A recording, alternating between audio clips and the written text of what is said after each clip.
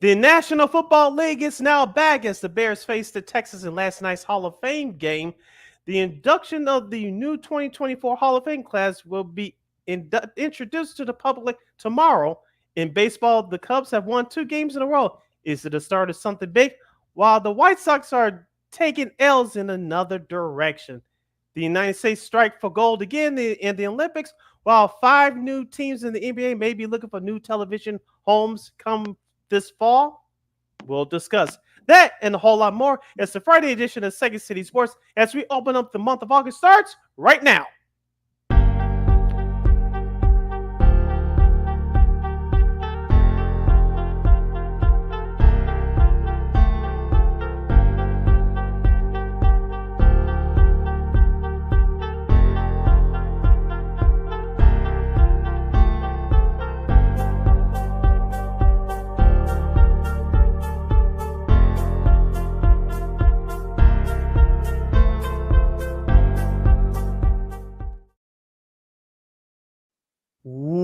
Welcome to another fun-filled Friday edition of Second City Sports, the hashtag Friday Fun edition. We're live in 11 color right here on Sports Zone Chicago, along with Miss Lakeem McGee, which is she. I am Sydney Brown. Hey, that's me. You can follow yours truly on the Twitter, X, and the IG at CK80. Once again, it's CK80. That's SIDKID80. That's SIDKID80. You find my Kim McGee on the Twitter, X, and Kids Program, the IG. Be sure to download that Sports Zone Chicago app wherever you get your apps. Please follow Sports Zone Chicago on all social media platforms. That's Facebook, Twitter, X, Instagram, and YouTube. Please subscribe to our podcast. We are located at War Media Podcast. That's WARR Media, PODCASTS. We are on all podcast platforms, including the iHeartRadio app. And while you're ready, please give War Media a follow at WARR Media on all social media platforms on Facebook, Twitter, X, Instagram, and YouTube. And thank you very much in advance for your support. Like, share, subscribe, and tell your friends. We're not unapologetically fun, and we have very definite opinions. If you have any definite opinion during our 2-hour extravaganza, we call it Sports Talk Radio Show, you can always hit us up at Sports Zone Chicago's Facebook page or at Sports Zone Chicago on YouTube. Type in those questions or comments in the comments section. Lakina will get them up on the screen for you. But you decide to troll and or do something dumb, silly, or stupid, I give Lakina full powers to give you full ability to be a boot. Toodles. But before we begin, we must remind you to catch Sports Zone Chicago live in the living color 24 hours a day, 7 days a week, 365 days a year on Roku TV. That's right. So celebrate with the squad and get with the program. Sports Zone Chicago is now available on Roku TV. If you already have a Roku television, just tap on that sports folder and download that Sports Zone Chicago app. If you don't have a Roku television, but you have some handheld devices laying around, iPhone, iPad, iTouch, your Chromebook, or your PC, or your Android, just hit up the Google Play Store, download that Roku TV app, and access Sports Zone Chicago through that avenue. So no more excuses. Celebrate the squad and get with the program. Sports Zone Chicago is now available on Roku TV. 24 hours a day, 7 days a week, 365 days a year. Live and on demand. Anytime, anywhere. And you know we will provide. It will be providing you with the best here on Second City Sports as we our first show for August. Of course, we'll talk about the first full week of Olympic play. As we get like some history makers and also some breakthrough performances with Christine Manika for KXRB. We'll also talk about the White Sox as they continue to just become we'll just leave it there. And the Cubs try to stay afloat, and some leftover trades. And look like the Yankees are starting to figure things out as well, Sid. But first, we're going to talk about the Hall of Fame game from last night as the Bears held off the Texans 21-17. Now, granted, the game was called after some storms hit Canton, so we didn't play a full game, but it was kind of back. It was kind of surprisingly entertaining, especially that second quarter. It was basically so should I say? That's his nephew, but yeah, the Brett Ribbon Colin Johnson show as the two combined for the three TDs for the Bears as they caught up against the Texans 21-17, of course, before the game was called. I'll be honest, Sid, I did not watch a single second of this game. I did see the highlights of it and such, But it looked like those two looked pretty good. I thought the defense was the pass rush. Yeah, that's the one concern that we've been saying throughout the off season. It feels like. So I said, would you watch the game and so what'd you think?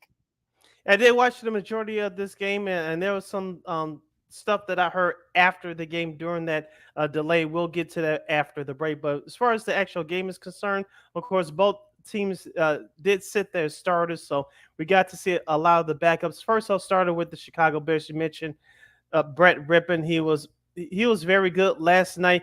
I thought that we would see more of Tyson Bagent, who did get the start. He was 2 for 3 for 16 yards at a 79.9 QB rating. But Brett Rippon got the majority of the snaps. He was 11 to 15 for three touchdown passes and 166 yards. You mentioned Colin Johnson. He's been one of the most impressive players in camp, one of the hidden jewels at training camp thus far. He showed what he could do last night with three catches, 56 yards, and two touchdowns. But the running game, we all know that DeAndre Swift, who was acquired from Philadelphia during free agency, he's going to be the starter. But who's going to be his backup? Khalil Herbert had four carries last night for 35 yards. I thought he looked good. He had one good run for 19 yards. Roshan Johnson had six carries for 24 yards. I thought he looked good. But on the flip side, Lakina defensively, like you said, they struggled, especially in the secondary. But I thought that number 52, Khalid Kareem, he didn't get a sack, but I thought he had some good pressures, especially coming off the edge. Of course, as we talked about all off season, who's going to be that opposite guy that's going to start opposite of Montez Sweat. I thought that Khalid Kareem, who wears number 52, he was good last night. Four tackles in all, two solo. And Lakina, I don't know about you, but I want to talk about the special teams.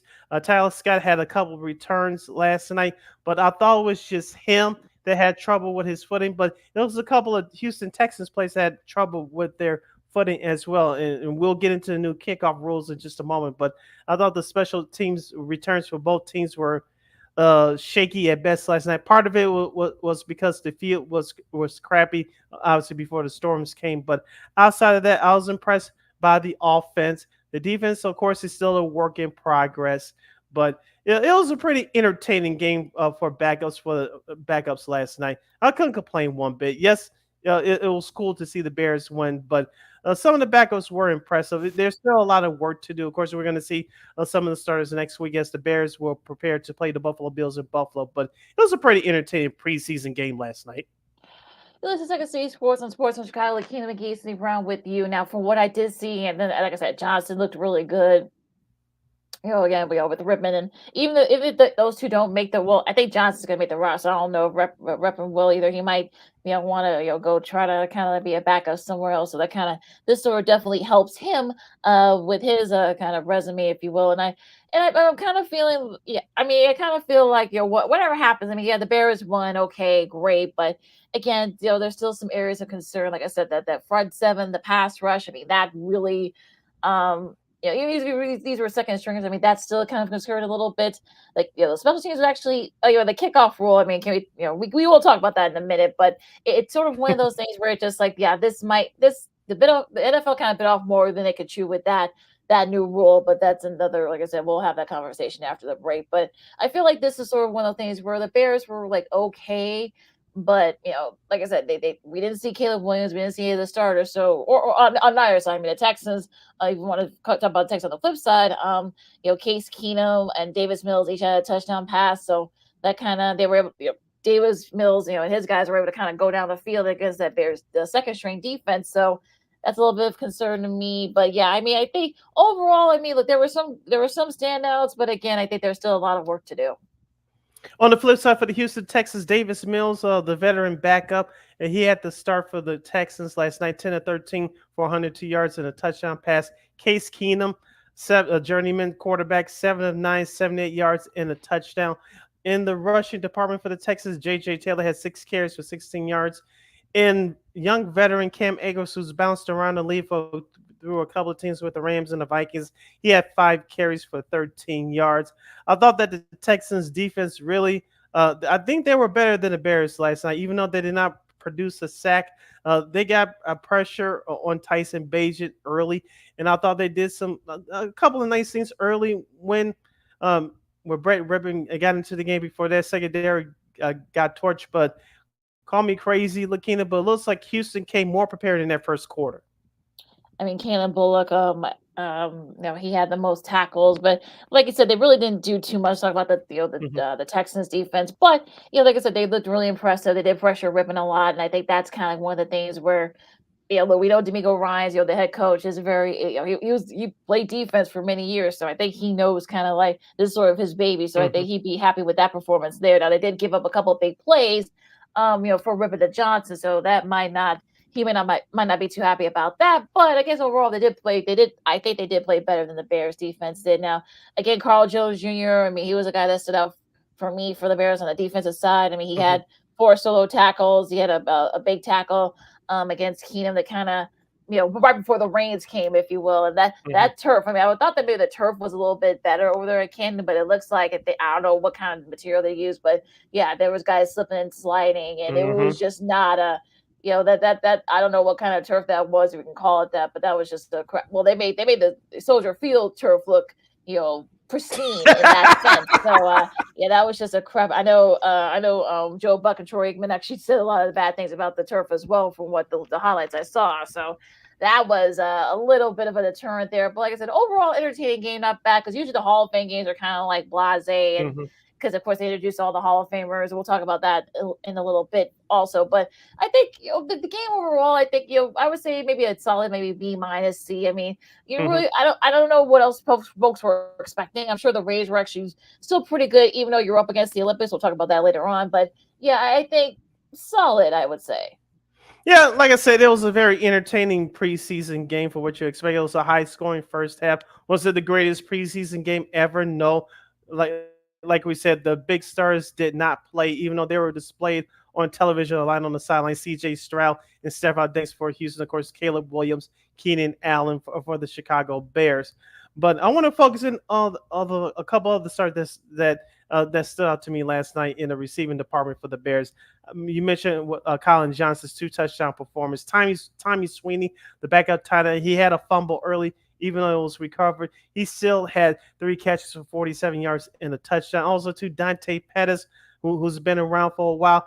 He had a bad drop last night, even though he only had one catch for 11 yards. He had a bad drop, so his roster spot may be in trouble there. So that's something you can have to keep your eye out for. And I noticed, Lakina, that the rookie punter for the Bears did not play last night. He was a holder for one of the kickoffs, and he Hmm. quickly ran to the bench. And Velus Jones did not play either last night. I would have ran his what out there because I think his roster spot is on the line as well. Yeah, I think that especially after the last couple of years, so a little bit, yeah, that's a word that they didn't, neither one of them play yesterday. Now, Brendan Bates is another one that I really liked. He had 47 receiving yards. So I think that he might be kind of like an extra kind of receiver, to kind of like in the back end. So then he might be a guy that might come in and perhaps maybe in case God forbid DJ Moore. Keenan Hmm. Allen. Now, if they get hurt over a long period of time, I think he might be a guy that can kind of pick up the slack. So, like I said, I think overall, I think that the Bears, look, they won, I guess, but it's sort of there's still some things and a lot of little kinks they still got to work out. Quick question before we hit it for this bottom of the hour break. How many wide receivers do you think the Bears will carry at the start of the season? Five, six, seven? I think seven's too many, but I think realistically, I believe six. I'm with you. I think six is like the right number. I think seven is anything more than that is too many. So, Mm. yeah, I think seven is probably that magic number. And how many tight ends do you think they'll stick with three or maybe two? Because They'll right now, probably like Cole Kmet's your starter. I know they brought in Joel Everett. That's two. Unless you know something I don't know, why would you keep three? Maybe it's something I well, don't know. Please enlighten me. But uh, well, remember Mercedes Lewis is kind of like I guess the blocker, the blocking tight end, I guess. So that might be why they okay. they might have re-signed him. So maybe that's why that they'll keep three. Who knows? But yeah, we know how weird Flus works at times. So yeah, it'll be interesting to see. Yeah, I think they will keep three. Okay. All right, we'll have more NFL talk as Bears president Kevin Warren said some interesting things during the telecast yesterday. And of course, Sid's got another list. Of course, I think this time it's quarterbacks, I believe. And So No, the it's something had to do with the Hall of Fame. Oh yeah, that's right. The Hall of Fame. Mhm. Yeah, there might be some changes to who's might be up for next year. So a lot to do still. The Keenan McGee, City Brown, Second City Sports on Sports of Chicago. More Gridiron Talk coming up right after this. This year, my mom got me the perfect bag for back to school. These colorful binders help me stay organized. These headphones are just what I need for studying. These new sneakers are just what I needed for the new year. This jacket is a real must-have. My parents got me the skateboard I wanted. It's pretty cool. These scissors really come in handy in art class. These colored pencils, too. These new socks, they can be a real lifesaver.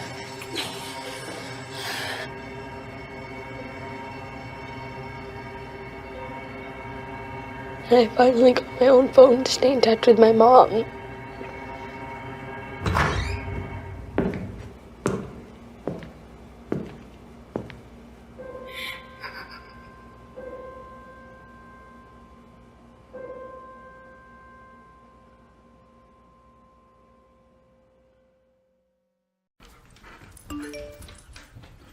Trisha's having a sleepover tonight. Can I go? I wonder about Lucy's friends. What should I say? I know you're only 10, but one of these days a friend will offer you a drink. And alcohol at your age can lead to so many things. None of them good. So can I go to the sleepover? Lucy, I want you to promise me I something. finished my homework. Bigger promise.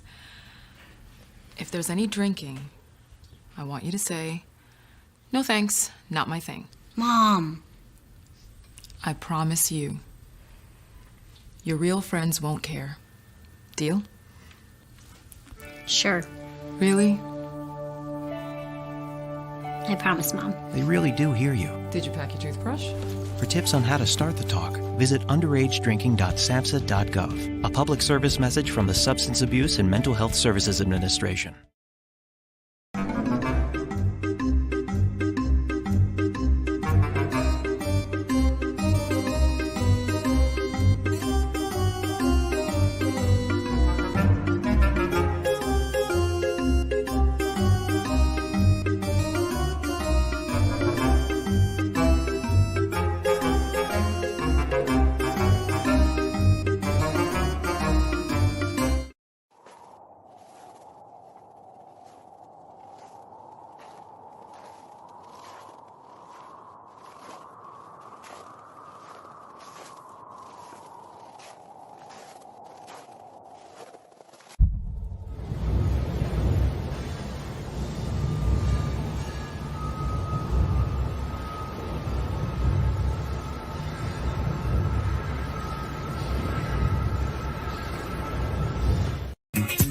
Hey, this is Dr. J, and I listen to Sean and Maya in the morning.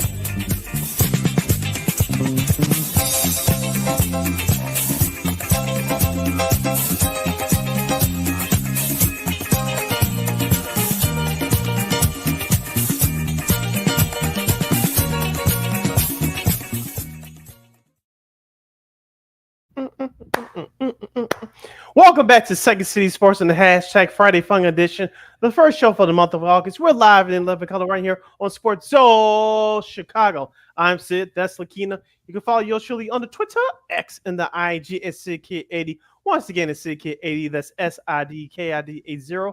That's SIDKID80. You follow Matt Keenan McGee on the Twitter, X, and Kids Greg on the IG. If you have any questions or comments regarding last night's Bears-Texans preseason opener or anything else that's going on from around the NFL, you can hit us up at Sports Zone Chicago's Facebook page or at Sports Zone Chicago on YouTube. Type in those questions or comments in the comments section. Lakina will get them up on the screen for you. All right, so before we get into the rest of the NFL, going back to the game last night now, during the delay, if you will, Bears team president Kevin Warren did an interview with Joe Buck, and he said some interesting things that kind of stood out and made some folks kind of pique their interest. What did he say? I wish we had the sound, but I'll paraphrase the best to my ability. Of course, Kevin Warren talked about he expected this franchise to be where it is right now on the way up. He mentioned Caleb Williams, the rookie quarterback who didn't play last night. He mentioned head coach Matt Eberflus. Of course, don't forget GM Ryan Poles joined him in that booth as well with Joe and Troy. But Kevin Warren said some interesting things about the new stadium. Of course, there's been no new news about the current about the potential new stadium, whether it will be on the lakefront or in Arlington Heights. Kevin Warren said last night that he says he expects to break dirt sometime in 2025, and hopefully the stadium will be open 3 years after that in 2028. Lakina, I don't know about you, unless you know something that I don't. First, let's say assume that this new Bears Stadium will get built south of the current Soldier Field in that museum campus area.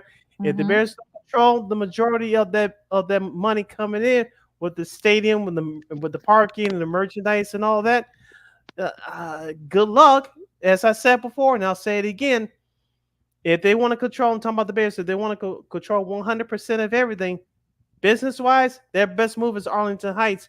Kevin Ward said that he's still focusing on getting that new stadium down at the lakefront. And it sounds like he's damned if he does and damned if he doesn't. He said in that interview last night, he expects to break dirt in 2025 on the lakefront and have that stadium ready to be open in 2028. I hope he's right, but there's still some many hurdles you have to cross before that happens. Well, one of his, Governor, J.B. Pritzker, who is probably, apparently they had, I guess they had lunch or something earlier this week, and I guess Governor Pritzker told everyone that, look, my stance hasn't changed, so I don't know, I know, Warren's probably trying to wine and dine them, Pritzker's probably heard it all. He's a self-made, multi-billionaire business guy. So he's probably heard and seen it all, and you probably can smell BS a mile away. So they still got a lot to work on that. Now, if they still want to do that down there, south of the library district, look, you're gonna have to try to maybe you can bring that that thing from the park district to kind of try to get some of that money and that revenue coming in. Maybe if it's just 70% or 80% now. Going to the Big Ten for a second. Of course, Kevin Warren was the former president there.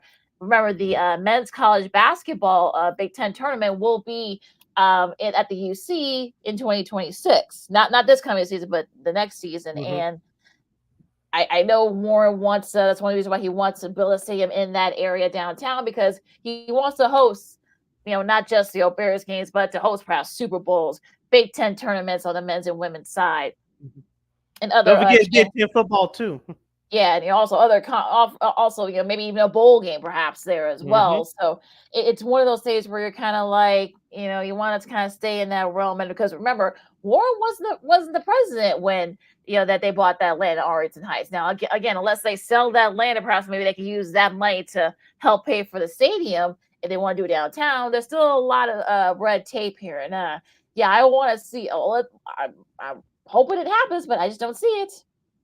Yeah, and for those of you listening outside the Chicagoland area, the term Windy City, it fits the narrative during the winter, but originally that term comes from politics, because this as well as I do, Lakina. Things exchanges hands, especially in the wrong hands, at the inappropriate times when it comes to politics in the city of Chicago.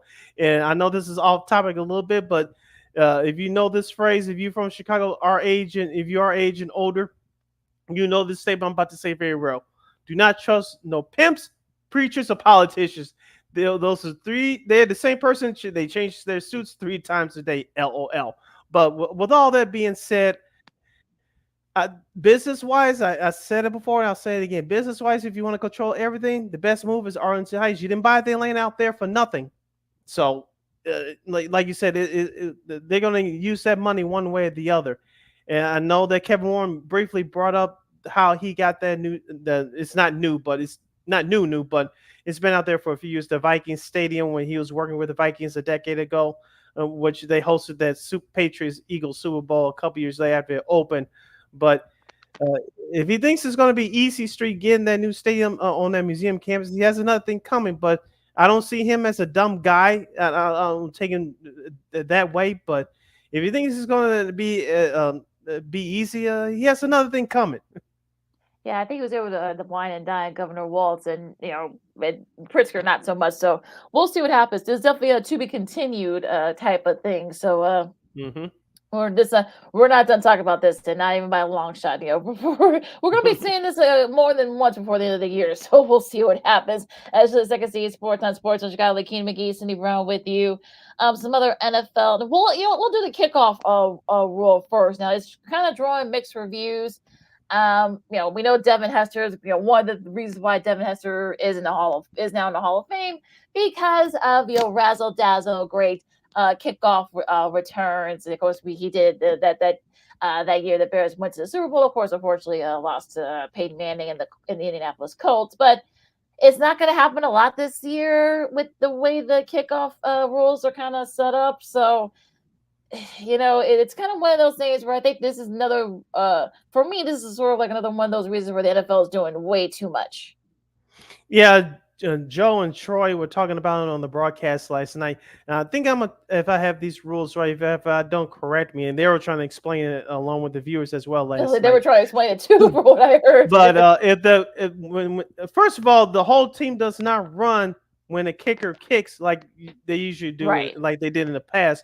But it's the holder. If you have a holder, it's the holder and the kicker. Once the ball is kicked, everybody can start running from the kicking team. And there was a couple false starts last night from the team that was receiving, which they got to get that thing straightened out. But I digress. But if the ball lands in the end zone, the ball is brought out to the 30. But if it lands in the landing zone before it reaches the end zone, it'll start at the 20.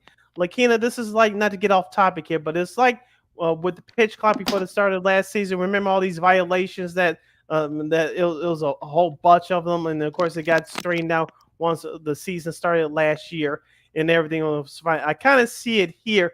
What's going to happen in this NFL preseason? The NFL may have to tweak a couple of things here and there once it's all said and done before the regular season starts. But I'm not going to say it's going to be a total mess, but this won't be the last that we will see of this confused infraction, I should say, because everybody's still trying to figure it out at once. You can practice it to the T in training camp, but you're not going to get the real feel of this until you go out and actually play these preseason games. Yeah, I get why they want to do this rule because injuries and such, but at the same time, though, you really can't, like, I think just kind of like overthinking it. So it's one of those things where you're kind of like, I don't know. I mean, it's definitely one of those sort of types where, like, there were some guys that kind of like moved out of habit and they can't and that it's just gonna be confusing to some people. And like I always say, like, sometimes the NFL kind of overthinks stuff. Mm-hmm. So I think this is another one of those cases where I think they overthought it. So it's going to be interesting to see, like, yeah, there might be some coaches that might not be too happy. And I know some coaches are already not happy with this rule. So I'm kind of interested to see, like, especially once we start playing more preseason games next weekend, that's really going to be that they were like, okay, I really want to let's really see how all this kind of plans out and shakes out. And one coach, I forgot who was the coach that said it last night from Joe and Troy, but at the end of the day, if the returner accepts the return, it's another long running play. It's about it. Yep. That's all it is. Mm-hmm. I want to ask you again, do you think we'll see a kickoff return for a touchdown this preseason? I doubt it. I just, like I said, the way everything's set up, the way the ruling is, I just don't see it happening. I just don't see it happening. Because last year, and this stat was thrown out on the broadcast last night, 22% of kickoffs across the whole league were returned last year, the lowest in league history. Yeah. So, I think that's what makes it exciting is those kickoffs, and now we're not going to have that luxury. So there might be we might get maybe one during the season. Some weird fringe thing happens because usually that's usually the case. So we'll see. But yeah, in the preseason, I don't think so. Now, I think we'll get maybe one or two during the regular season, though. Okay, we'll see what happens there. Before we get to the article that I found in The Athletic this morning, a couple of injury news to report to you guys. Tennessee Titans, I should say, though, their star wide receiver DeAndre Hopkins, he's going to be gone 4 to 6 weeks. His status is in the season opener against the Chicago Bears on September 8th is in question right now. He suffered an injury in practice earlier this week, and Justin Herbert, the star quarterback for the Los Angeles Chargers, as we call them, the San Diego Chargers of Los Angeles on this show. Yeah. He has a plantar fasciitis injury in his right foot, which is his plant foot. He's going to be gone for the preseason, but reports are that he's going to be set, ready to go for their season opener against the Las Vegas Raiders. Yeah, and I think that's probably the best news that you can get if you're a Chargers fan. I know, Jim Harbaugh was kind of like fuming, when I'm sure we got that news. So it looks like he is going to be back in just in time for Week 1. So that's a good thing. So he really, especially since it's kind of a rebuilding year, I guess, for the Chargers. So you're definitely going to need Herbert to kind of like help lead the charge there. Now another quarterback, Geno Smith, of course, from the Seahawks. He, has to take a really big shot during their practice on Wednesday. But the good news is it looks like, all's clear. He avoided any major injuries, so he should be ready. I think the training staff there said he should be ready by Week 1, and he might even play near the tail end of the preseason. So good news there. So great news, more great news, injury news in that front for the Seahawks. Yeah, Geno Smith was playing at an MVP type level for a while a couple of years ago. Last year, he was kind of up and down, but he righted the ship. I know Seattle almost made it back to the playoffs last year, so they're going to need him if they're going to do anything this year. As they have a new coaching regime now since Pete Carroll is no longer there.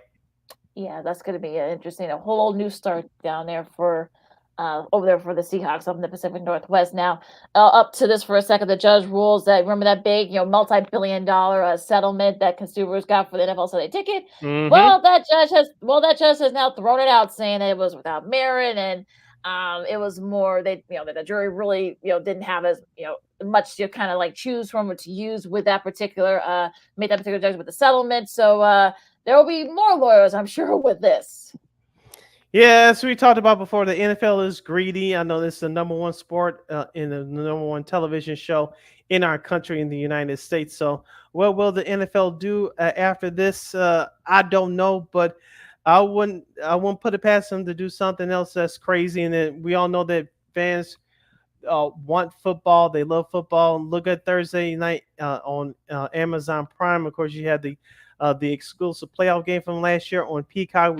We'll see it again this year. And of course, we talked about it, I think, a couple of months ago about Amazon rumoring that to be in the sweepstakes in the next NFL contract to get the Super Bowl is exclusively on Prime. So the NFL can do what it wants, and as long as enough people are following and paying for it, they can sit up there and say, "Hey, you fans want it, you paying for it. We can do whatever you want." Yeah, good luck putting that on Prime, though. That's not. I know Prime wants to try to get the Super Bowl exclusively, but yeah, you're not gonna. I've said this, and I said this. This is a totally different situation when it comes to soap operas. But my other love. But I would also tell folks that Matt does not care about those streaming numbers, especially when you have social streaming services. Prices keep going up. Also, too, there's some that are talking about merging. A lot of these streaming services are losing money. So you're trying to get people to to come in and say, hey, come come tune in to watch the Super Bowl on this network. You're not going to be able to do that. Mass still cares more about linear television. They just do. Yeah. And for me, over 20-some million watched this past Super Bowl between the 49ers and the Chiefs. You're not gonna equate that at Amazon. You're not. It's just that simple. And also, too, these networks know, as you and I know as well, as long as you guys are listening and watching out there as well, these networks predicate on live events. And anything that makes money instantly, just like that, is live events, i.e. sports. And that's how these networks make any type of money back off of advertising as live sports. All the other shows, if you watch it live, great. But let's be honest here, the way they review our programming, including some sports programming outside of live games, is through watching it, binge watching it later. Let's just say you're watching a Master Chef or Shark Tank. If you back in the day, you had to have a VCR to record it if you're going to miss it. Now you can binge watch it all day whenever you like. So things have changed, and the only thing that hasn't changed as much unless you're watching another game or out somewhere, is live sports. Yes, you Delayed could viewing. DVR live sports and watch it later if you're watching another game. But the thing that draws people to watch live television is live sports, and that's what Delayed makes the view. most money. Period. Yeah, delayed viewing. I think that's what you're. I think that's what you're trying to think about, Sid. But yeah, I mean, but that's really kind of has helped a lot of sports and also television shows too. So for Amazon, I know they NFL say, well, we just put no, that you're not going to get 100 and something million people to watch to stream it on Amazon. You're not. So all this stuff about Amazon wanting to air the Super Bowl exclusively, you can just forget about it because, like I said, the advertising, they can't make money off that, and that's how networks make their money. Amazon's not going to make any money with they can just show their Prime stuff, but it's not going to happen. So, and you don't know if Amazon will have the technology to kind of hold on to all those, have all those folks come in and, sign up like that. That's kind of silly, but whatever. But I digress. The classic Lakina mic drop moment, folks. You're listening to Second City Sports on Chicago, the hashtag Friday Fun Edition. I'm Sid, that's Lakina, as we continue our football power hour for 2024 as the NFL preseason kick is underway. Everybody else will start playing next week, as Lakina mentioned, next Thursday, Saturday, and Sunday. The rest of the league will start playing their preseason games. We'll get into more on those games on our shows next week. But Lakina, to close out the first hour of our program, I found this article to be interesting this morning from The Athletic. The article was written by Mike Sando and Dan Pompey, the Hall of Fame football writer from Chicago. Of course, you can listen to him during Bears season on 670, scoring their pre and post game coverage. And they wrote an interesting article regarding the Pro Football Hall of Fame about who's the next Hall of Famer from every team. Every team. We'll go through some names, not all the names, but obviously for next year, I think the Hall of Fame class of 2025 is obvious with Larry Fitzgerald, tight end Antonio Gates, and Colts, the Indianapolis Colts wide receiver Reggie Wayne. I think those three gentlemen are set to go in for it next year. And who do you think they picked for the Atlanta Falcons to as their next Hall of Famer? Matty Ice? No, Julio Jones. Yeah, I can kind of see that. Okay. Matt Bryan and I agree that he will eventually get in, but they picked Julio Jones. Who do you think they picked for the Baltimore Ravens' next Hall of Famer? Oh, the next. Oh gosh. Shoot. Suggs, Terrell Suggs. Ding, ding, ding. I'm not. I didn't look at it. I have looked at the article, folks. I'm going just all by my head. No googling. Okay. The next Hall of Famer for the Carolina Panthers. Oh goodness. Luke Kuechly. Ding, ding, ding, ding, ding. Well, yeah. Thank you. I'm not saying he's not a Hall of Famer, but I think Steve Smith should get in first. I know he's working for the NFL Network now, but I think Steve Smith should get in first. The Chicago Bears, the beloved. Oh dear. Oh, jeez. Peanuts. No. Oh, I'll give you one more guess. Just because I'm nice, I'll give you one more guess. Oh, you're such a gentleman. Briggs, Lance Briggs. No. Center Jay Hilgenberg. You know I've been saying his name for years on our show. Yes. He should be in. I know he didn't give up many sacks during his career. I know the late Reggie White said, and it was quoted in his article, that he was one of the top offensive linemen, the best offensive lineman that he ever faced. And of course, Jay Hilgenberg was part of that 85 Bears team. Of course, his teammate Tom Thayer, of course, is doing the games now on radio for ESPN 1000 Chicago. Jim McCullough got in the Hall of Fame a couple years ago. Like I said, Jay Hilgenberg should have been in a long time ago. He still should be in right now. So Jay Hilgenberg, according to this article, should be the next Bears elected to the Hall of Fame. We'll see what happens there. The Dallas Cowboys, I found this name to be interesting. He was a heck of a player during that run in the 90s. I'll be nice to give that clue out. But who do you think they picked as the next Cowboy to be elected to the Hall of Fame? Well, you know me, I've been saying it for years, Daryl Moose Johnson, but I don't think that's what they said. No, Darren Woodson. He used to work at ESPN. Yeah, I can see that. Woody, he should be in. I'm kind of surprised that he's not. I would have thought he would have been in already. Me too. And I think that was a good choice for them. The Denver Broncos. Hmm. And I thought this person was already in the Hall of Fame, but apparently this person is not. I know Randy Grandisher, who's going in tomorrow. I know he's been lobbying for Tom Jackson, and I'm sure he's probably going to say that in his speech tomorrow as well. So I'll just say Tom Jackson. No. Former head coach Uh, Mike Shanahan. Oh, okay. Ah, Okay. And this was a good one. The Green Bay Packers, and they said this person should be the next representative from the Packers to go into the Pro Football Hall of Fame. And I thought well, I this was got good. And I thought this person was in too, but apparently not. okay. I would say Jordy Nelson, but I think his career was too cut short. Driver, same thing. So yeah, I have no idea. Mike Holmgren, the former head coach who brought him a Super Bowl back in Oh, 1996. yeah, he's not in. He's not in, which is kind of weird if you think about I it. know, I It is a little know. odd he's not in the Hall of Fame because outside of the Packers, he has a really great coaching resume. Yeah, and he brought the Seahawks to their first Super Bowl too, prior Mm-hmm. to 2005. Yep. And I thought he was into, but no way. A couple more teams here. The Jacksonville Jaguars. Who do you think they picked for the next Keenan Jaguar to be? McCardle? Keenan McCardle? No. Interesting. Okay, well, Pacelli's already in. I'm trying to think who. Tom Coughlin. His name was in the article, but he's not on this list. I'll give you one more guess. Jimmy Smith. No. Running back Fred Taylor. Oh yeah, that's right. Yeah, Fred Taylor. Yeah, silly Lakina. Yes. Yeah, I think he should. Yeah, I'm a little surprised he's not. I think he definitely has a career span to kind of.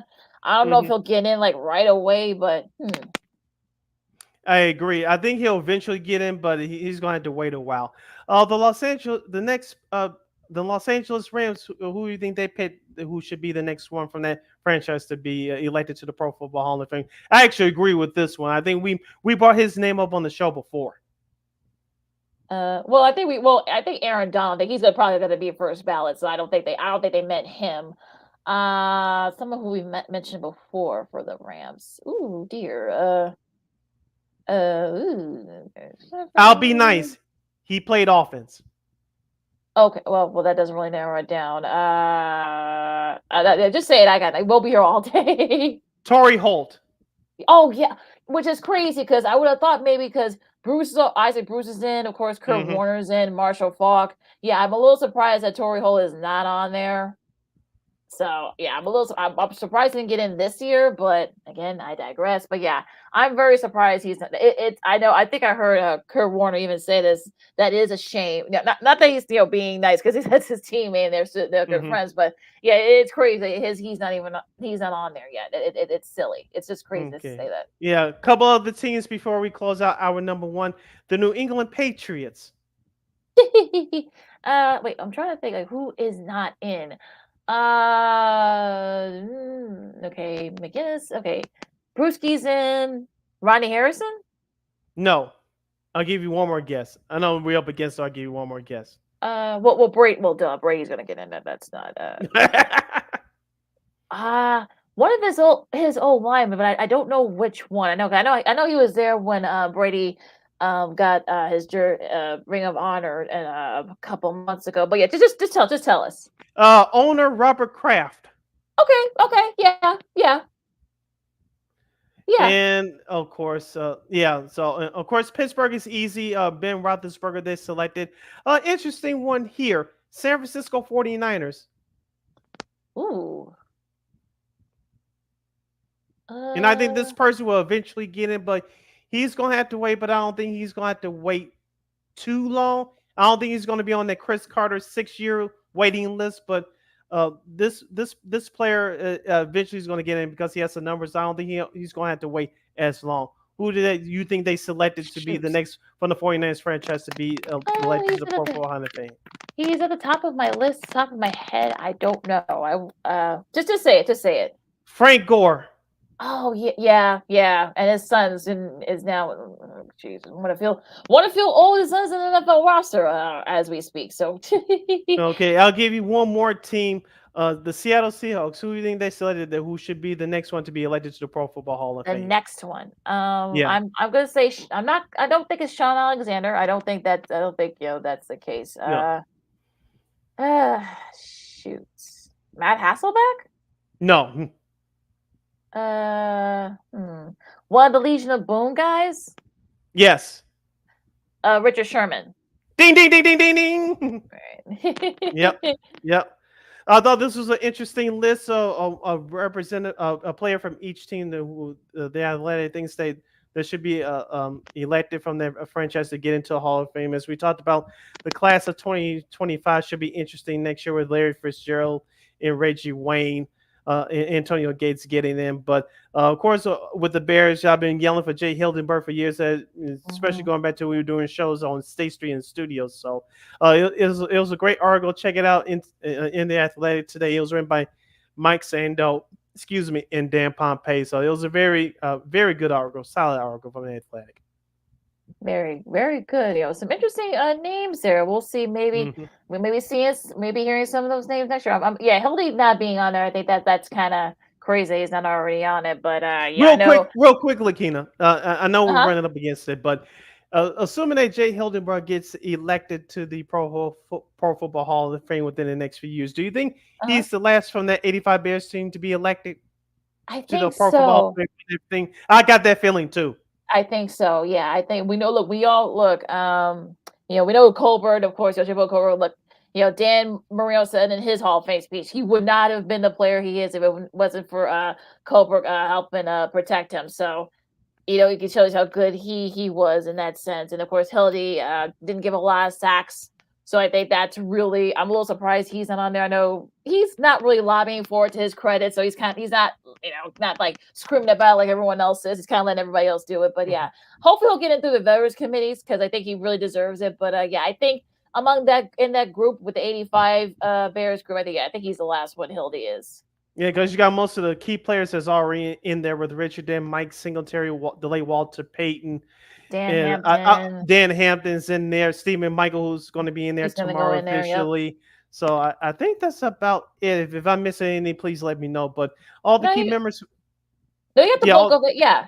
Okay. Yes, all the key members from that team are in the Pro Football Hall of Fame. I think after Jay Hildenberg, they'll be it from that team.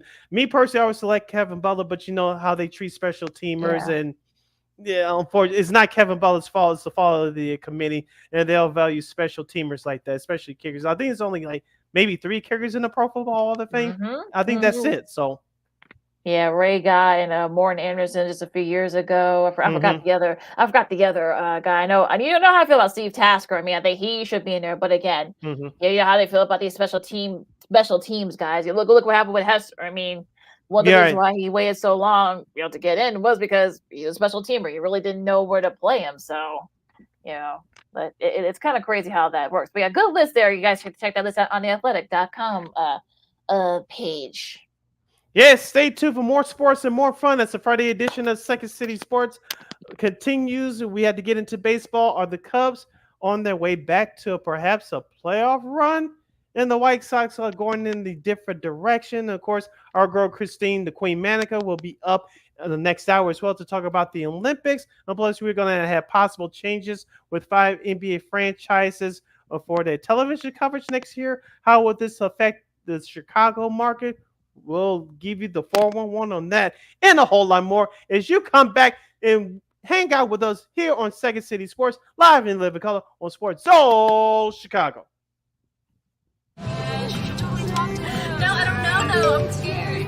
I mean, you're so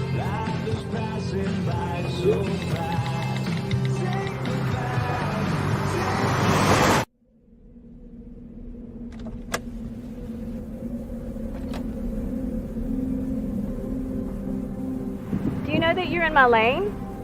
No, not at all. Are you not paying attention? Are you texting? I was just checking in with my mom. I was telling her that I thought we'd be home by 6. It's okay. There's enough time.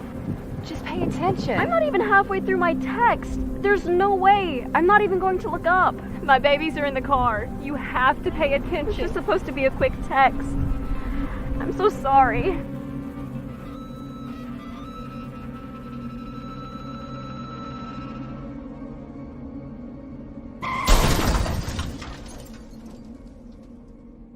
Hi, I'm Tom Brady, the director of DODEA. September is National Suicide Prevention and Awareness Month. The simple act of reaching out and caring for those in our communities is something we all can do. Just being there for someone you care about can be a tremendous first step in getting them access to confidential resources and support that they need. It only takes one person and one small act and 1 minute to make a difference. Let's make a difference.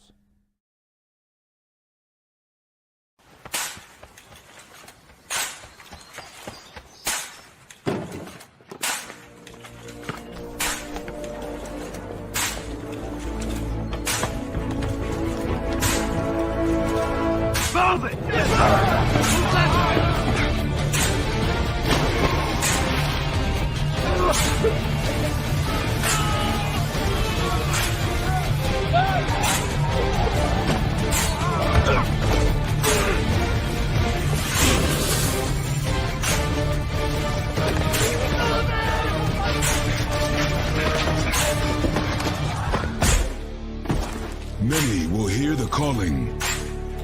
Few will earn the title. United States Marine. The few, the proud, the Marines.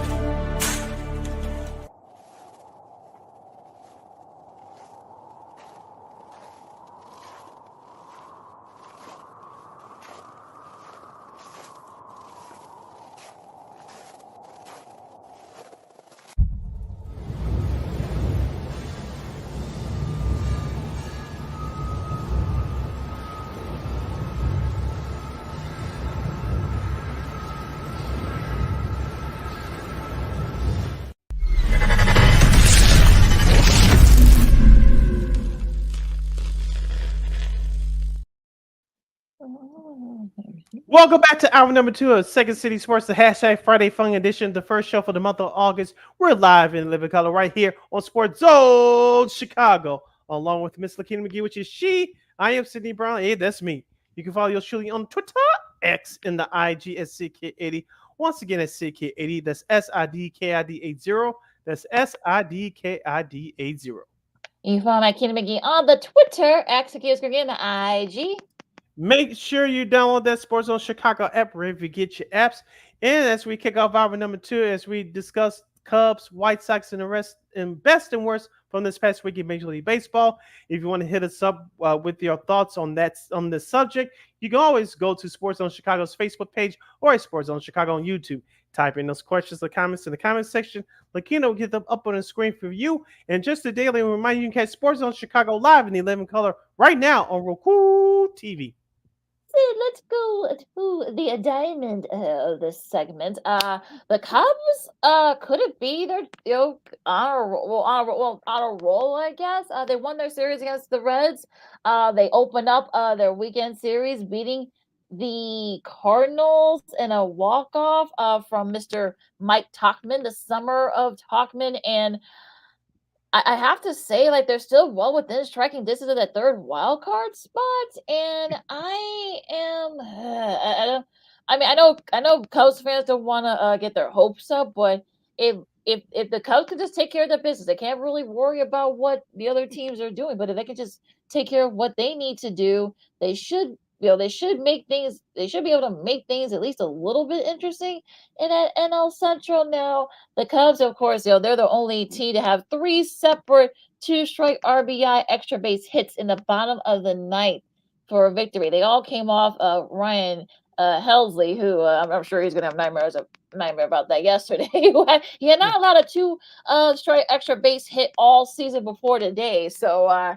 But yeah, I think that, look, it doesn't matter how you win as long as you win. So the Cubs are trying to stay afloat in that National League wild card. Yeah, you mentioned they avoided being swept in Cincinnati by scoring 13 runs, the best outpour for them in nearly 2 months. But last night I had a chance to watch that game. like he, I'm not going to sit here and say this team's version of the Ryan Sandberg moment, being the closer for the Cardinals. But it's interesting to see how things picked up a little bit. I know since Cody Bellinger has returned from his injury, he's still trying to get his timing back. I believe he had a hit last night, but Dansby Swanson continued on that train in that ninth inning last night, hitting the the ball down the left field line for a double last night. Of course, Seiya Suzuki, I still have questions about him in his fielding in right field, but his hitting has picked up. I know he hit another home run last night, but excuse me, Shota Imanaga, he was figured out last night a little bit. I know he had 7 strikeouts through 6 innings, no walks, but he gave up 10 hits, including a couple of dingers last night, especially one of them was to Mason Wynn, perhaps one of the candidates for NL Rookie of the Year for the Cardinals. So the Cubs were in it last night, but it was nice to finally see them, as we talked about, beg for them to do. Take what the pitchers give you. Stop going for the home run all the damn time. Take what the pitchers can give you. Be patient. Hit your pitch, and you'll see the results. And we saw that last night in the ninth inning. Yeah, I mean, look, granted, because they're still 6 games back of the wild card. They have to jump over, I think, like 6 teams in order to get to that third wild card spot. But that's we're recording this, the D-backs are holding that right now. But yeah, I mean, it's going to be interesting to see what happens to the rest of the series, because I think it's going to get a little bit it's going to get a little bit interesting in that wild card. It's definitely going to be a log jam there. So we'll see what happens. Of course, the rest of the series for the Cardinals and the Cubs.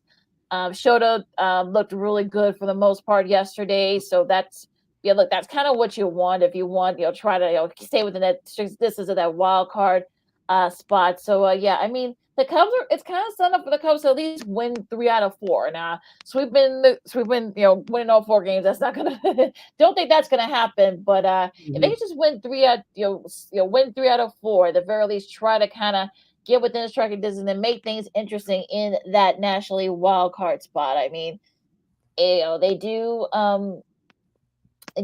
face Eric Fetty coming up right now. You can watch that on MLB Network. You can watch us as your list. You can listen to that. Jason Taillon against Gibson. Of course, we all thought Taillon was going to be leaving. He's not. Also, Brendan Steele hoping to get back. I know he has a couple rough starts. So yeah, it is set up for the Cubs to at least win 2 of those 3. Maybe not all 3, but at least 2 of them to kind of try to make things try to gain a little bit of ground in National League wild card. Yeah, you mentioned you got your 2 best pitchers in Justin Steele and Jameson Taillon going on Saturday and Sunday. Javier Assad will be pitching and come up in a couple of minutes in the second game of this 4-game weekend series. So, like I said, on paper, it sets up for you to take 3 out of 4, but you have to do it on the field, and we'll see what kind of momentum that this Cubs offense will bring to the field today. But I want to get your thoughts, looking at something else that I saw last night. Not too many people were talking about. We talked about Nico Horner. He was doing okay in the leadoff position. I said Pico Armstrong should be there. No way, not now. But Ian Happ went 0 for 4 as he was at the top of the lineup last night. But I saw an interesting stat on the marquee broadcast. He's batting 288, I believe, at home, and 192 on the road. And this is your leadoff hitter. Like we talked about all season, he's an above average fielder, which his defense is nice. And he has a couple of good streaks as far as having power is concerned, but he hits better at home than he does on the road. And maybe this is Craig Counsell's way of trying to get him going to put him at the top of that lineup. I don't know if that's such a good idea. Yes, I know he went 0 for 4 in the last night, but I don't know. And maybe Greg Counsell is doing his pull a name out of the hat trick. I don't know, but. Yeah, I mean, it's definitely going to be interesting to see. Like, you got to have that consistency. So if that's the case with Ian Happ, that he hits better on at home than he does on the road, I think that might be something that you may have to think about, especially once you get on the road. You're going to be facing some of these tougher teams coming up in the second half. So you may have to be a little bit more wareful and be mindful of it. So yeah, it'll be interesting to see what happens. But yeah, I'm kind of that's an interesting stat, Sid. Yeah, and number 2, Michael Busch is hitting in a 2-hole now. Yeah, I mean, kind of fallen off a little bit, but he has creeped back up. So I think I know he had a really nice showing there on that getaway series to avoid the sweep against the Reds. So yeah, I think I don't mind that too. But I guess you need it because it's a leadoff. Maybe do the switch and put Bush on there. I don't know, but I think the key is to try to get on base and perhaps maybe have the Cubs. They got to play small ball. You don't have to swing for the fences. That's probably one of the reasons why Morel got traded. So you got to play small ball, and I think they're still starting to kind of slowly but surely realize that. So maybe the Cubs are turning the corner. All right, Lakina, just quickly, the White Sox, they traded your guy Eloy Jimenez to the Baltimore Orioles for a prospect. They got swept by the Kansas City Royals. What's new? I believe the losing streak is now at 16. I lost count. 17. Oh, 17. Okay. Yep. It doesn't make it any better. And guess who you facing tonight? And guess who you facing tonight in this weekend at Target Field? The Minnesota Twins. We'll talk about the Twins in a second. Yeah, and of course, and call me crazy, but I think he's gonna do. I think Eloy's gonna do okay over there in Baltimore. I think they know that they're not gonna put him in the. They got a lot of guys. They're very deep. They're gonna put him out. They're gonna put him on DH. He's not gonna play in the outfield. He's not gonna be hitting the walls at Camden Yards because a lot of them are bricks. So you don't want him to hurt himself. So I think he'll be okay over there in Baltimore. I think they'll use him well. They'll use him as kind of like a utility guy, if you will, in the hitting department. So yeah, I'm okay with it. Yeah, that was tough, but yeah, I mean the White Sox, now that ESPN's Jesse Rogers is saying that Pedro Grifol may not last the weekend. Oh, now you say fire. We're coming up on the 1 year anniversary of Chris Getz being hired, and Kenny Williams and Rick Hahn getting the axe. Rick Hahn getting the axe. Okay, if you fire Pedro Grifol now. Okay, Charlie Montoya is going to take over for the remainder of the season, that bench coach who managed Toronto a couple years ago. But what does that really say, Lakina? If you would have fired Pedro Grifol, this should have happened 2 months ago. Why now? What does it do now? I'm going to take a cue from our buddy Herb Lawrence last week from CHGO White Sox. If you're going to suck, really go for it. Go for the suckiness. Do it. You might as well look. I mean, look, they only have 27 games. They've lost 84. They're going to lose 100 and something. Well, the question is, will they even get to 40 or 45 wins? So yeah, if you're going to suck, you might as well go for it. And look, is Montoya going to make any difference? Probably not. So yeah, I mean, look, ESPN Chicago. I know they're kind of ambivalent. Look, let's just say thank God they got the Bears because. But yeah, I mean, goodness. And plus, it's interesting because we saw the Tommy Pham, speaking of the Cardinals, of course, he had a grand slam earlier this week. Yeah, against the Rangers. I love Chicago. I left a team in aptitude. I'm going to a team that's right in the thick of in a wild card race. I'll be smiling too. I mean, but then there are other guys that are still there, so you're kind of like, why? Jesus. Crochet, we know the whole situation there. There actually are a couple other White Sox that are still there that should not be there, but I don't know what I mean, I don't know what more Getz was looking for with some of those guys, but yeah, it is just okay. All right, let's get on to the rest of baseball. Yeah. All right, Lakina, let's start off in New York, and we'll go to their National League Ball Club. As you call them, the Messy Mets, but they're hanging around the wild card race too. They take 2 out of 3 against the Minnesota Twins. Of course, the Twins won the finale on Wednesday, 8-3. But Sean Manaea gave him a great performance on Tuesday. I had a chance to watch that game as the Mets win that game on last Tuesday, 2-0. We talked about Minnesota's starting pitcher. It's been a surprise this year. We all know about their names on offense with Carlos Santana, Carlos Correa, Byron Buxton, of course, Jose Miranda. But they really Minnesota ran into some good pitching, thus them losing the first 2 games of that series before busting out on Wednesday to avoid the sweep, scoring 8 runs.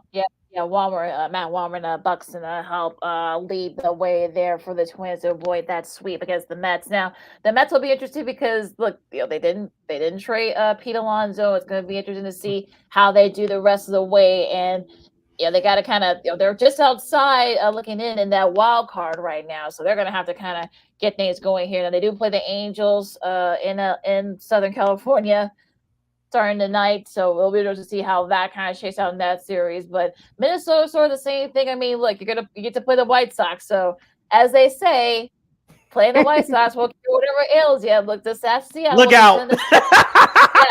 Yeah. I mean, look, we'll get to Seattle in a second, but yeah, I think Minnesota they really needs it. That's just what they order. Now, staying in that AL Central, the Royals they win their opener against the Tigers. Of course, they swept the White Sox, and of course Bobby Witt Jr. is making a case for perhaps maybe NL MVP. I don't know if that'll I don't know if that'll be the case there, but yeah, I mean they're starting to get it going. The Royals are.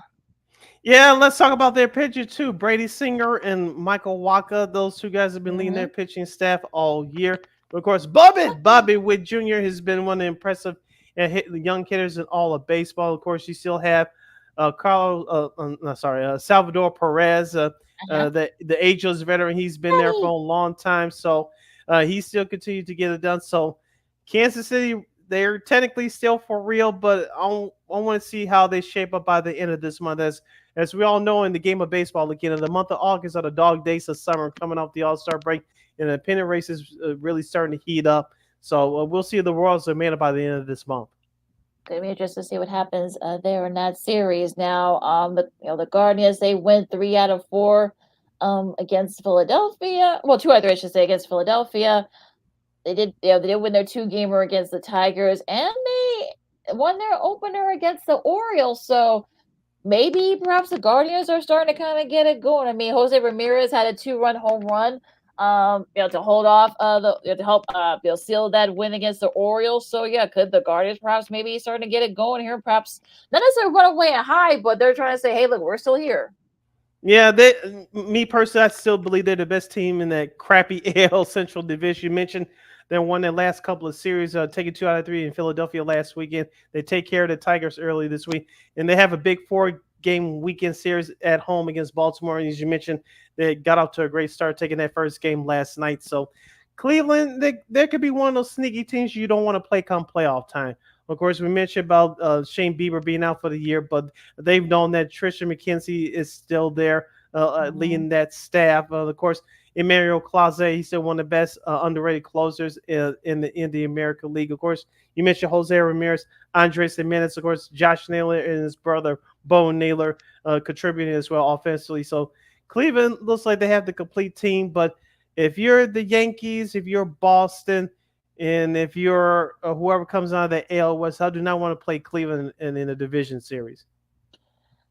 Could be interesting if they can keep it up. Now going into the AL East, the Yankees, as you say, they won 5 in a row. Of course, they swept the Phillies, and Jazz Chisholm's already making a name for himself over there in the Bronx.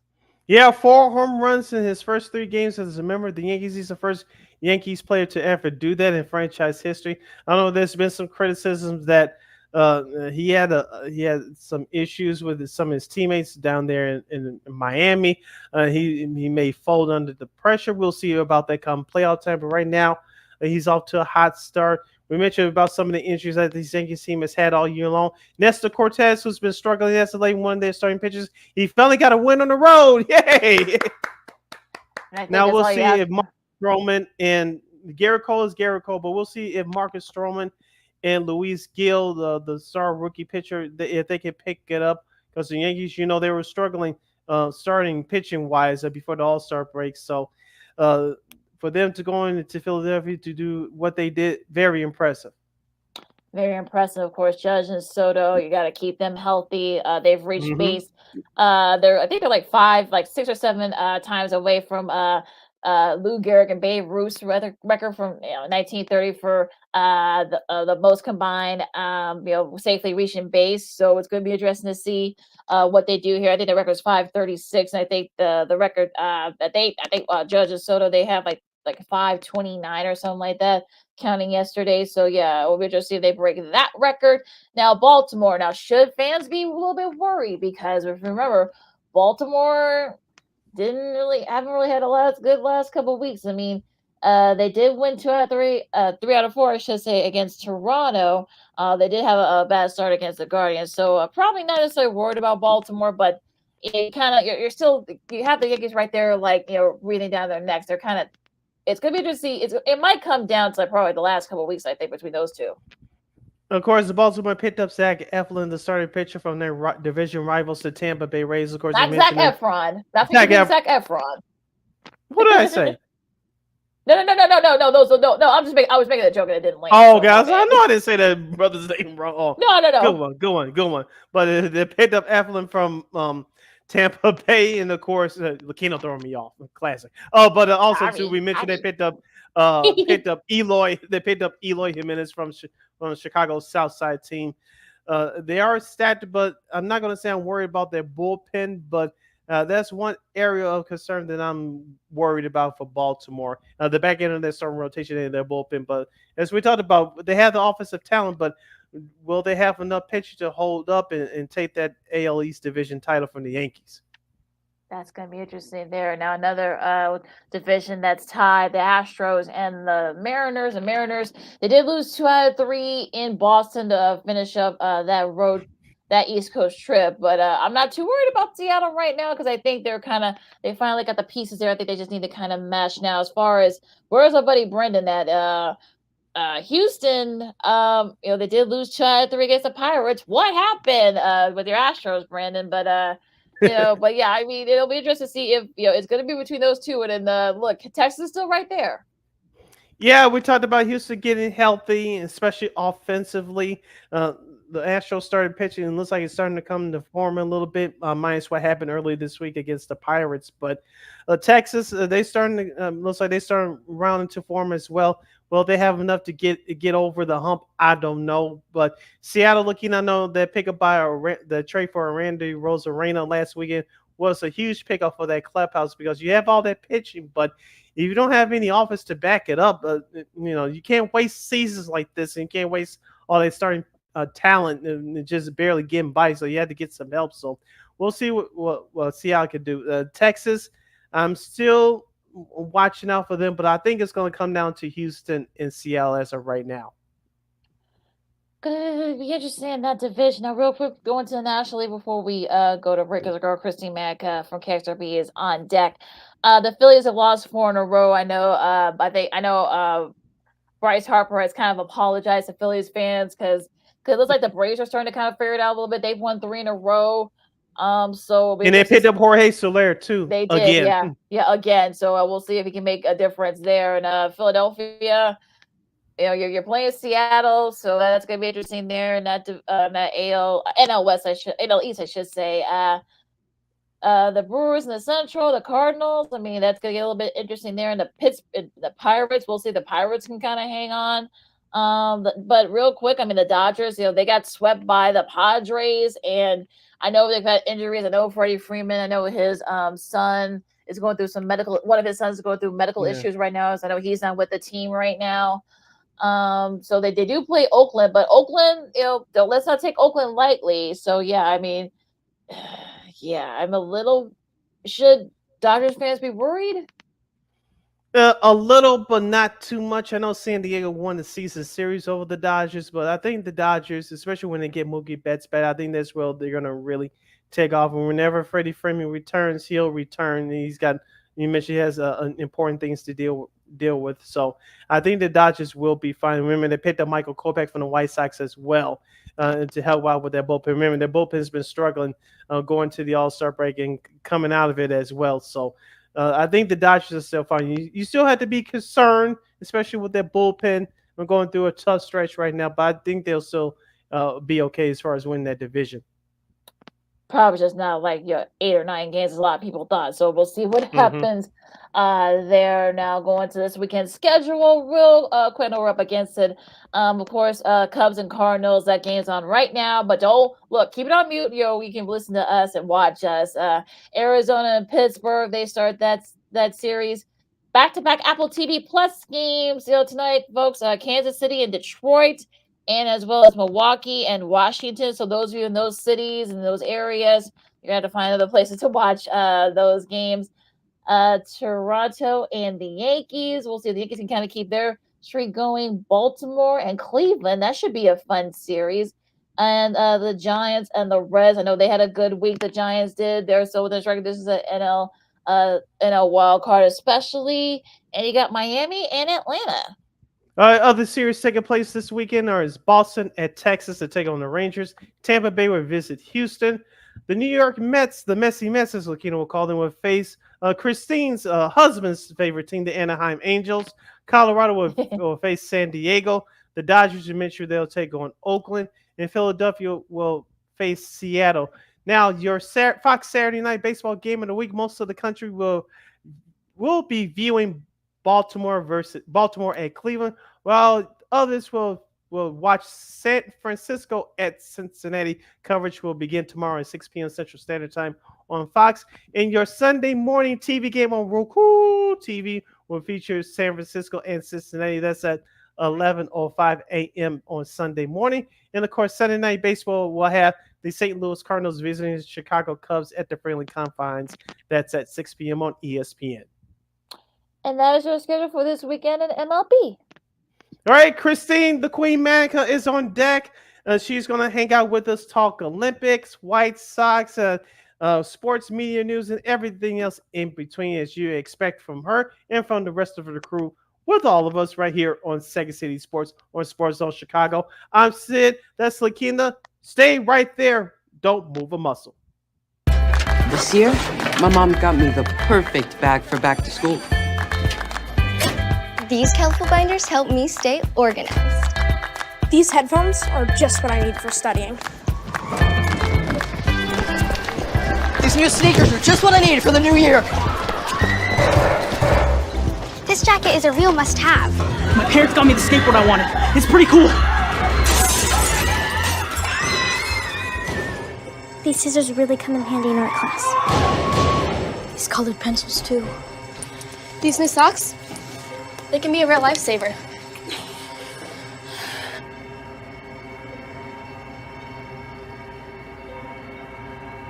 I finally got my own phone to stay in touch with my mom.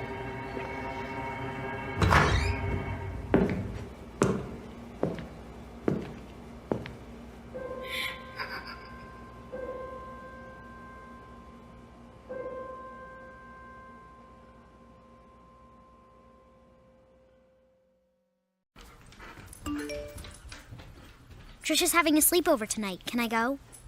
I wonder about Lucy's friends. What should I say? I know you're only 10, but one of these days a friend will offer you a drink.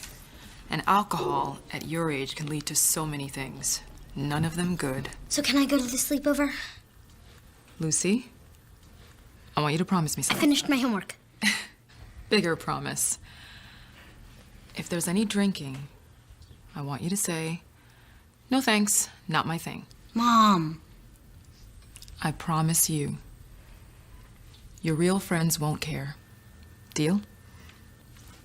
Sure. Really? I promise, Mom. They really do hear you. Did you pack your toothbrush?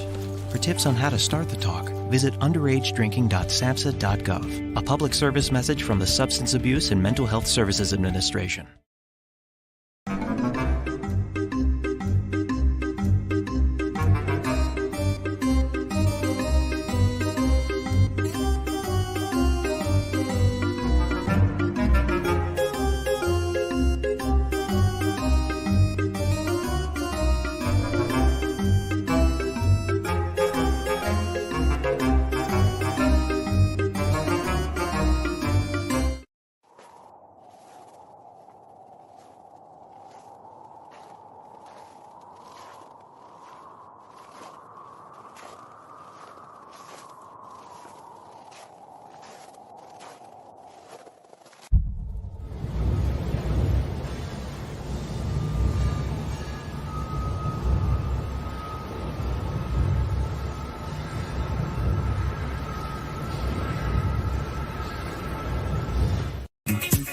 Hey, this is Dr. J, and I listen to Sean and Maya in the morning.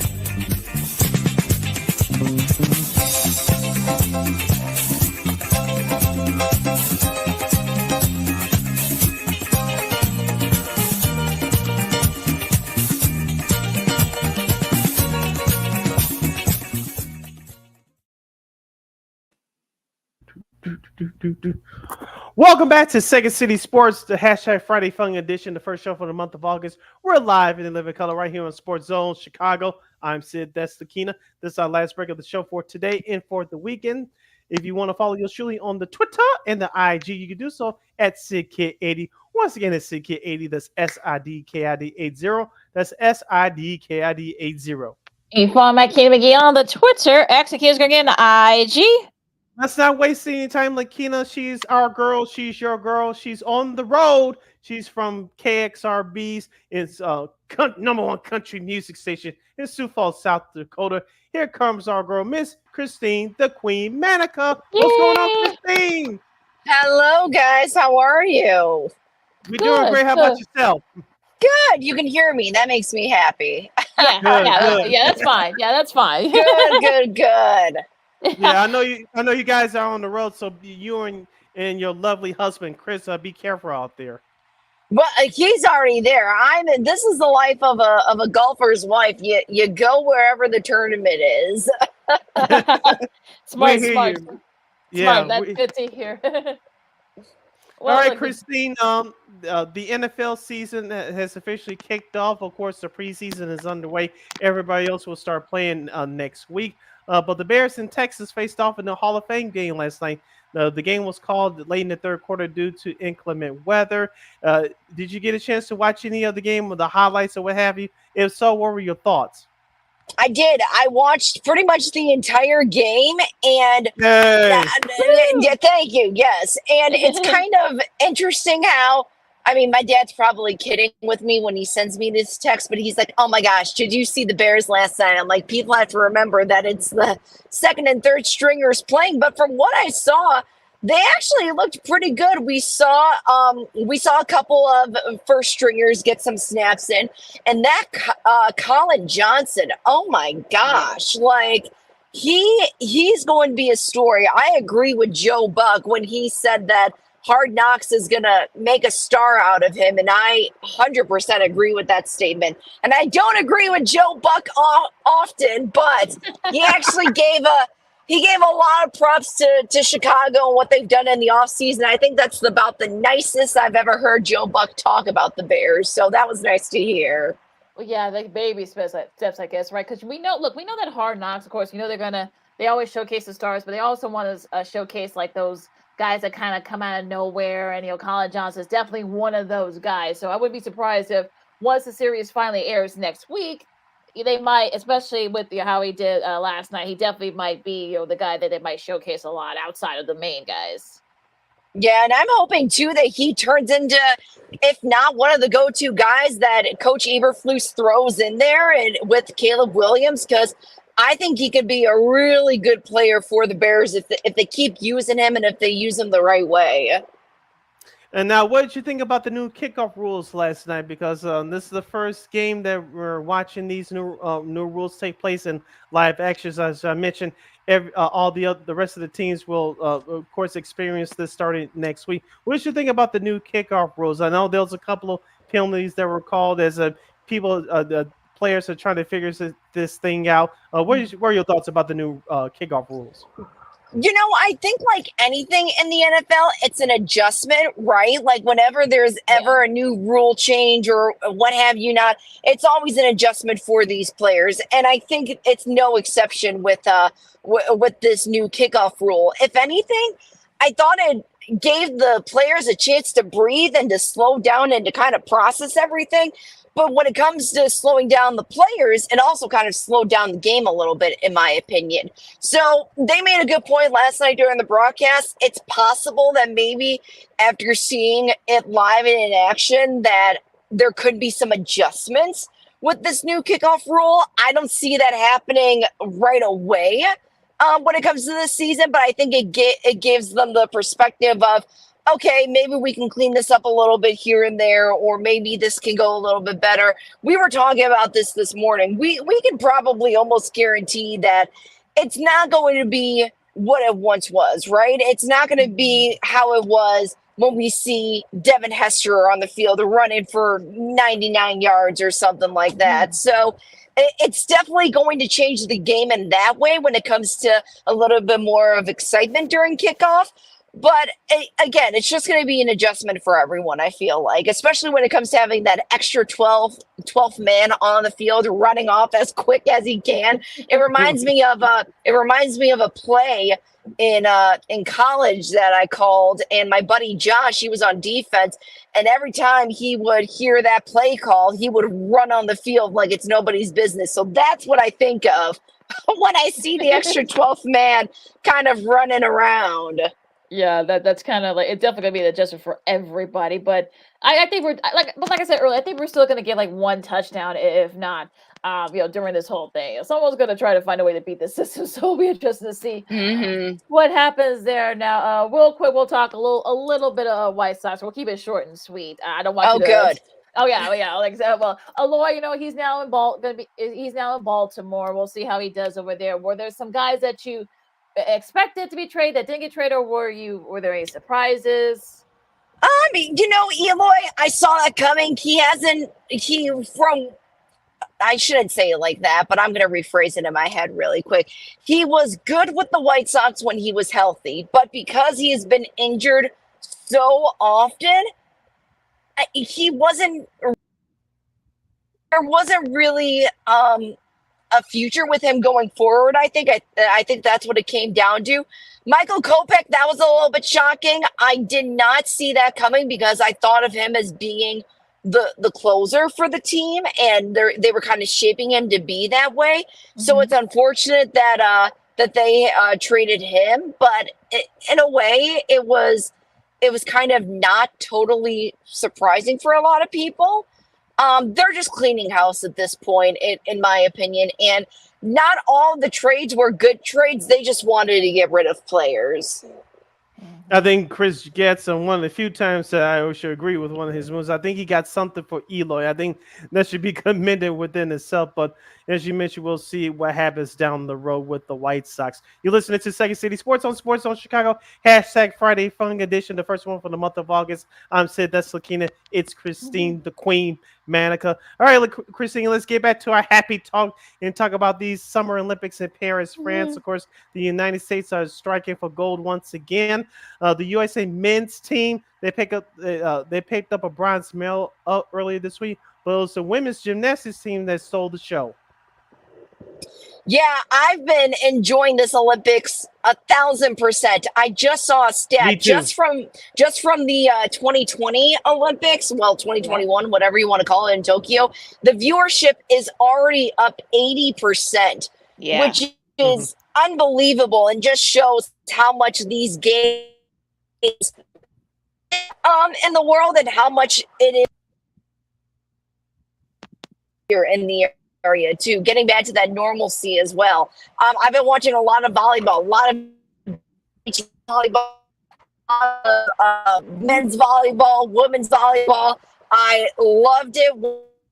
Owns her partner, Chris Nuss. They totally exceeded any expectation because it looked like China was going to beat them. They came back for the second match, forced a tiebreaker in the third. They overcame an hour-long rain delay to continue to play. LeBron James was one of the few fans, and his family was there cheering them on. So having a South Dakotan, having the GOAT pretty much cheer her on, it's pretty cool to see that. And they had a little bit of a moment after the fact. So it's been all around just a great Olympics. Paris has done a fantastic job with showcasing the city, showcasing the history, and it's just been really fun to watch. Well, yeah, if you saw that moment earlier this morning at that match, of course, you saw the LeBron dancing. His poor daughter, Zaria, was like, oh my God, like, what is going on here? Kind of like, the best part was about that dance is that nobody else was there to watch him, so he didn't care.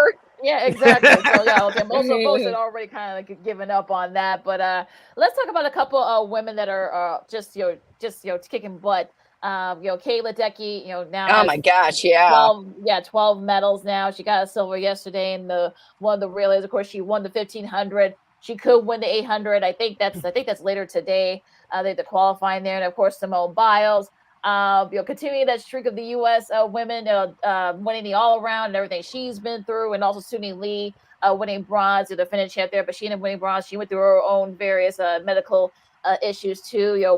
Among those moments, and what more can you say about Katie and Simone and just what they've done to transcend their sport?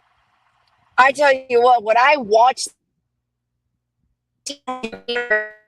Decky, first of all, when I watched her in her qualifying heat, she was, I want to say, 20 seconds ahead of everyone. And I was making a joke saying if I was her coach, I would tell her to, whoa, girl, like, it's great that you're going fast, but save that for the actual race, Like, we get it. You're going to make it. Just, like, tone it down a little bit. Again, that was all a joke. Then when I saw her during the actual, for the medal, for the win, oh my gosh, it was a race for second at that point. I think when you're in the pool with Katie Ledecky, any Olympic swimmer, any athlete, you're basically playing for second place. And she's just a incredible athlete. And I don't even think Michael Phelps did anything like that when he was in his prime during the Olympics. So to see her just kicking butt in the water like that, very cool. Very happy for her, especially when the pool for Paris, it's actually shallow. Yeah. It's shallower than any other Summer Olympic game, which is interesting. So good for her. Now, going back to the women's gymnastics team for the U.S., Christine, I said this on our show on Monday. I'm running out of adjectives to describe Miss Simone Biles. Of course, she's the GOAT, the greatest gymnast of all time. What more can you say about Miss Biles and what the USA women's gymnastics team did earlier this week, both individually and as a team?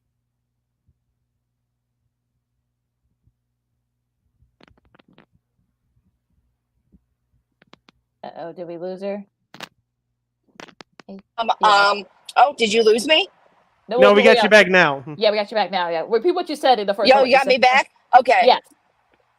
I think the girls on the team, the young talent, it's awesome to see that.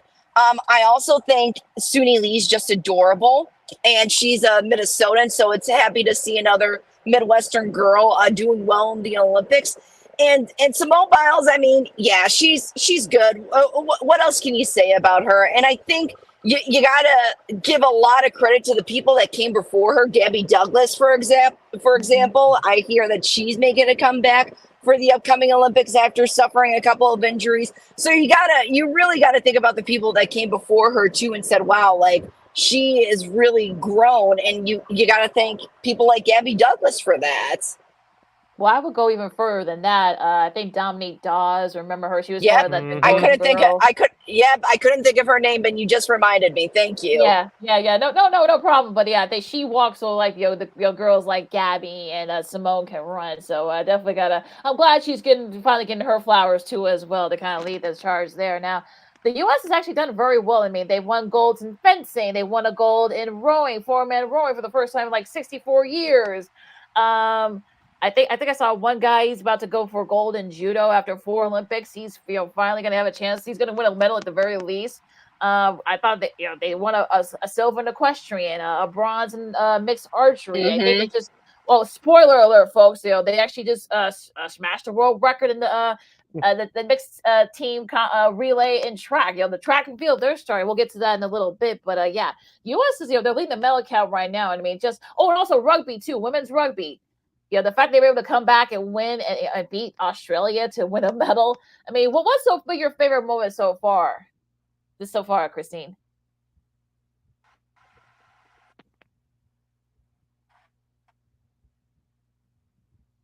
I think we lost her again. I think we lost connection with her. We'll try to reestablish a connection. But yes, what's been your favorite so far these first few days of the Olympics? Yeah, I'm glad you brought that up about the USA women's rugby team. I think they grabbed bronze. I remember watching a couple of highlights from from early this week on that. One of those girls, I forgot which one that scored the game winning point. She should try out for being a running back for the Chicago Bears. Like, for the speed of those women have, some of them can actually play over on some of these NFL teams right now. So, congratulations to them. We talked about the USA men's gymnastics team on our last show earlier this week. They grabbed the bronze medal. I know they were in competition the other day as far as the individual medals, but one more can you say about the USA women's gymnastics team? Of course, Simone Biles, she's a legend. She's an icon forever. And I saw that post, Lakina, on Instagram. I think it was from 80s Babies underscore on Instagram. Someone said it like Dominique Dawes set the trail and Gabby Douglas set the trail for the current women to walk the path through. I'm just paraphrasing here, and that was it was a great comment on that post. And it was a post that showed the Dominique Dawes highlights. I remember watching those as a kid, and of course she's up there too, one of the greatest gymnasts of her time as well. And so I was very proud of them. Now, quickly, Lakina, hopefully we can get Christine back for this, but the basketball, I did watch the women's game yesterday live. They take care of Belgium. They did struggle a little bit in that first half. They struggled a little bit coming out in the locker room in the second half, but they did enough just to beat Belgium. I know their next game is Sunday morning at 10:15 on USA. And as far as the men is concerned, they take care of South Sudan. No, they didn't blow them out by 30, but they did better than what they did the last time they played against them in the exhibition tour. Now, the men's game is tomorrow against Puerto Rico at 10:15 a.m. Chicago time on NBC. On NBC, of course, NBC5 locally here in Chicago. So the USA men's game tomorrow will be on the main NBC channel. So make sure you check that out. But both our women's and men's basketball teams are very impressive with their wins the last 2 days. Yeah, they've actually they've actually have looked really good. I mean, on the men's side, of course, Jason Tatum, of course, for everyone that was whining about them, not Coach Kerr not playing him, he's been able to establish himself there. Of course, Anthony Edwards made some big shots, made some defensive stops. So is Derek White. That was the reason why they brought him on the team. So yeah, I mean, look, the U.S. men and the women, of course, Breonna Stewart was a big part of. She had a great game yesterday against Belgium. Hanging she on, did. helping her and Asia Wilson. Yeah, her and Asia Wilson both they helped the U.S. hang on against Belgium. So yeah, I think that look, they're both in the quarters, so we'll see how they do in the knockout rounds. But they are getting better. I think that's all you can ask for them. And we got Miss Christine back. Let's see again. Hey, Christine, you're back. Hey. Hello, can you hear me? Yes, yeah, we have you now. Yes, we got you. Hear me? Yeah, we hear you. Okay, good. All right, so we were just talking about the men's and women's basketball teams. Have you watched them? What do you think about them so far in these couple early games for both of them? I've really, if you want me to be honest, I've really only watched the 3-on-3 basketball, that's interesting to watch in itself. Josh Giddey, the future Chicago Bulls from Australia, he's been actually having a pretty good showing in the men's 3-on-3s. And unfortunate for the women, on the other hand, because they just haven't been producing at what people thought they would. I know Haley Van Leef, future TSU player now, she is on the team for them, and they haven't attacked what I thought they would anyway.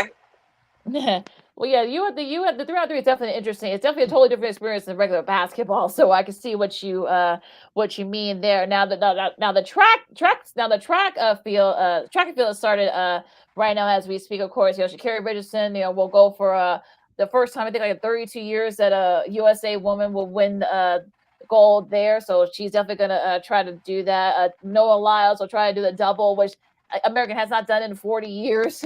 So what did you guys think of their tell us everything? What do you think about the U.S. chance in getting collecting a lot of gold in track? I hope that the USA does well. We usually dominate outside of Jamaica, of course, but we usually dominate in that event. I'm talking about us as Americans. We usually dominate in that event. You mentioned Sha'Carri Richardson. I know she has some stuff away from the habitat, away from the track in the last couple of years. Some of it self-inflicted. But with that being said, she's still the best out there, and I expect her to collect multiple medals. And and we'll see what happens from there. I'm worried about the men's side because we haven't heard much hype from the U.S. men's track team. Maybe it's just me, but I want to see what they can do on the big stage. Christine?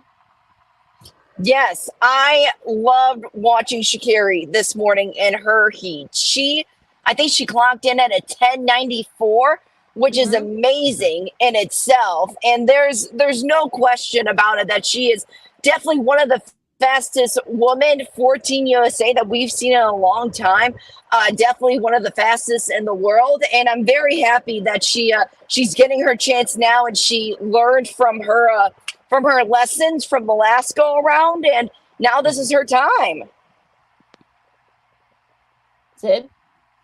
Yeah, like I said before, I expect her to win multiple medals in the track and field event, and like Christine said, hopefully she learned her lessons from what happened in the Atlanta Olympics. And so, as not just as Americans, but as a society in general, we love a redemption story, we love a comeback story. So hopefully we're watching another one here.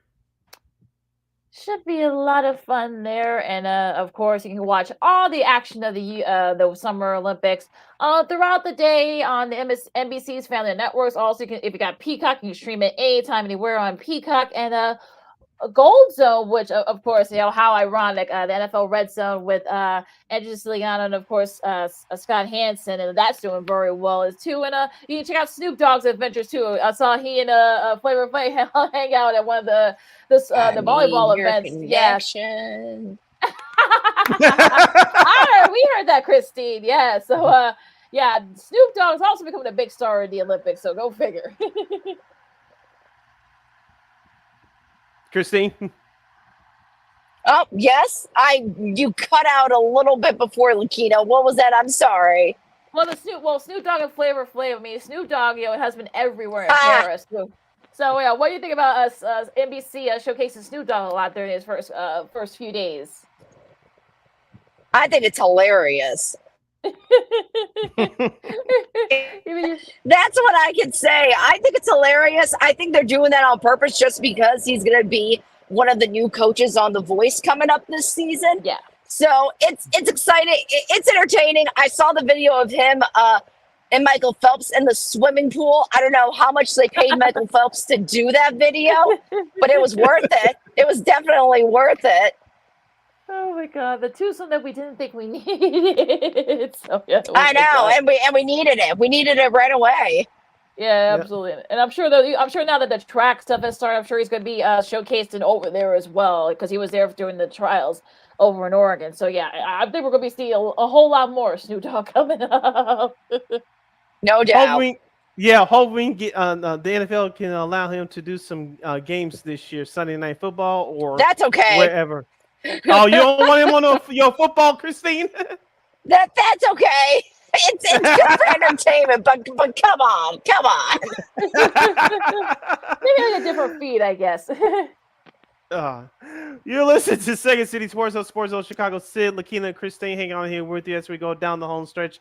Christine, back to football for a second. Of course, the new 2024 Pro Football Hall of Fame class will be inducted in Canton, Ohio tomorrow. Give us your thoughts about the three Bears that will be inducted into the Hall of Fame: Julius Peppers, Steve McMichael, and Devin Hester, aka the Windy City Flyer. Yeah, I think it's unbelievable that finally, Steve McMichael Mongo is finally going to get his time in the Hall of Fame. This is what he's wanted his entire life, and the fact that it's coming now, it's great, but I wish it would have been sooner. I think I talked about that when I met Brian Urlacher. He kind of said the same thing that I did about it's great, but if it was a little bit sooner so we can be able to hear his speech. So that's a little unfortunate. But Devin Hester, he was great talking yesterday during the game, and he's having his mom present him at the Hall of Fame, which I think it's cool. It's great because he's representing his family, who he is, where he comes from, and the guys or his coaches don't have to fight over who's going to do it. So there you go. Yeah, I think that was intentional on his part, probably. Probably. And I just one more thing about the Olympics, really quick. I forgot to mention how much I cried with Celine Dion singing.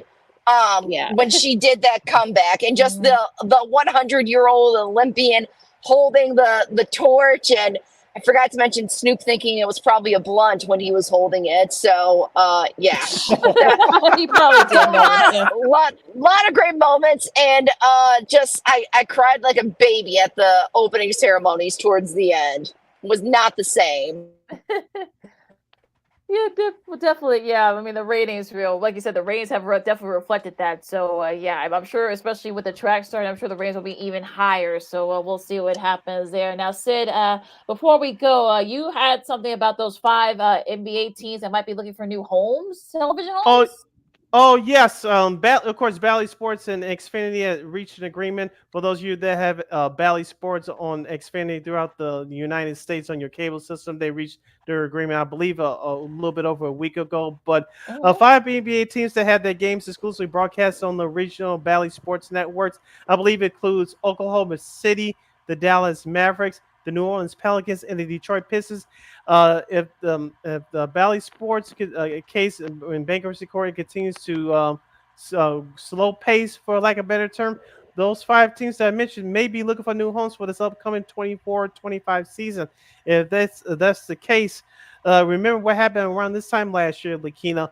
The Phoenix Suns and the Utah Jazz were, of course, the Utah Jazz, they were with AT&T, of course, Warner Brothers Discovery.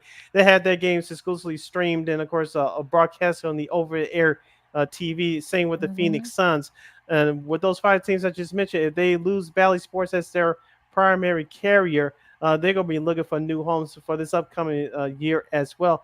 And what does this effect have on Chicago? With this new Chicago Sports Network set to debut in the fall, I know we heard their report from our good friend Julia Pearl of the Chicago Tribune. She covers the Bulls for the Tribune. Most of the games may be available for free and, of course, streaming. But I think you may do a split if it terms coming to Chicago in terms of where you want to air these games. I think they'll probably do half cable, half over the air. It may change some plans a little bit if those 5 things I just mentioned will lose their Bally Sports contract. So this is a long way from being over. Gonna be very interesting to see. Do they do what the Suns are doing and do direct to consumer? I mean, that's gonna be the thing here, and I think that's hopefully they can figure this out and sort it out real quick. Yeah, because that's not much time. No, Christine? it's not. Yeah, I agree. They got some work to do, serious work to do to figure out what the next step is for their new television home. You can always call Jerry Reinsdorf and see if he'll make them an offer. Be a part of the package. Ah! Mic drop. Mic drop.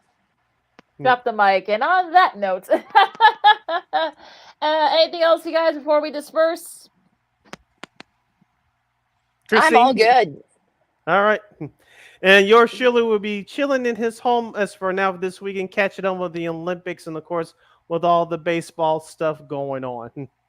Yep, and same here, definitely, especially with the track starting, and of course the swimming at the tail end. You know, these next couple of days should be very exciting, and we'll see the U.S. can win some more gold here as they lead the medal count. They lead the overall medal count, but I think they're like in second or third with it. They're tied with gold for most gold, so we'll see if they can catch up there and get that count back on the gold side of things. With that said, you can find my Keenan McGee on the Twitter, execute on the IG. You can follow yours truly, Sidney Brown, on the Twitter, X, and the IG at SidKid80. Once again, it's SidKid80. That's SIDKID80. SIDKID80. Christine, where can the lovely people follow you on social media? They can follow me at @Manika_KXRB. And that bird is following you on the road? Oh, absolutely. You know it. Of course, you can catch Second City Sports every Monday and Friday from noon to 2 p.m. Central Standard Time, right here on Sports of Chicago. One more time, catch Second City Sports every Monday and Friday from noon to 2 p.m. Central Standard Time, right here on Sports of Chicago's Facebook and YouTube channels. Don't forget to download that Sports on Chicago app wherever you get your apps. Follow Sports on Chicago on all social media platforms. Please subscribe to our podcast. We are located at War Media Podcast. That's WARR Media. PODCASTS. We are located on all podcast platforms, including that iHeartRadio app. And you can follow War Media at WARR Media on all social media platforms. And thank you very much in advance for your support. Like, share, subscribe, and tell your friends. And don't forget to catch Second City Sports along with our other fine programming on the Sports Zone Chicago Network on Roku TV. Catch us live and in living color 24 hours a day, 7 days a week, 365 days a year on Roku TV. And you know we will provide. That's right. Enjoy the rest of the Olympics coming up this weekend. It's going to be a very busy weekend. So, again, you can catch them on NBC's Family Networks. Of course, if you got Peacock, you can stream it anytime you want. And also, to the baseball and such. And, yeah, that's about it. Xander Schauffele is your leader after 2 rounds on the men's golf side. So, we'll see if he can add a gold medal to his growing resume there. So, for Sid and Christine, I'm Lakina. Stay cool out there, folks. And, football's coming up soon. This is Manika Sports on Sports on Chicago, and we'll see you guys next week. Da Bears, holla!